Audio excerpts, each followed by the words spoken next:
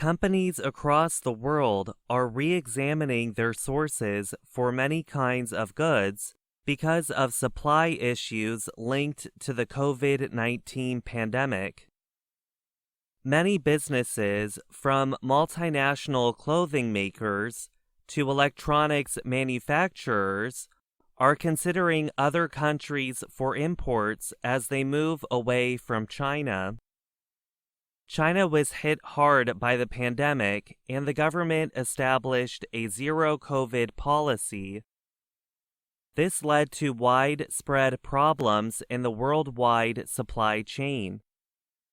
Experts say that means countries in Southeast Asia and Latin America are becoming new go-to places for much-needed goods. Jian Menon is a visiting representative with the ICIS Yusof Ishak Institute's Regional Economic Studies program in Singapore.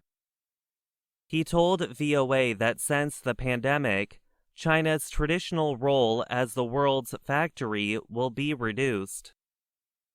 American and European multinational companies will now be looking for parts, labor, and factory processes elsewhere.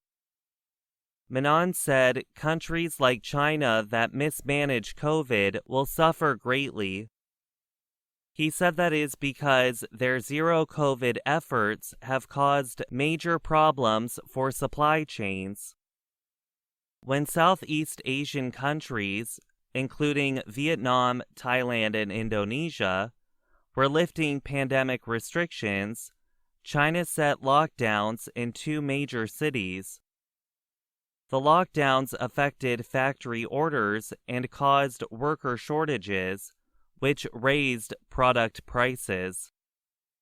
Nations such as Vietnam and Thailand were already taking business from China before 2020. This was largely linked to rising Chinese labor costs and higher taxes that resulted from a trade dispute between China and the United States.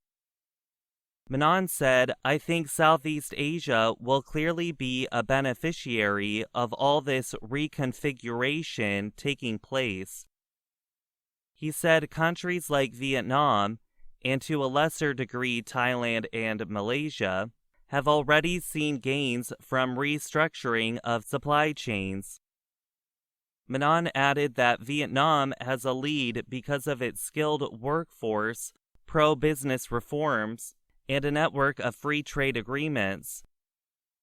Electronics companies Samsung and Intel both operate in Vietnam, as do foreign-invested car factories.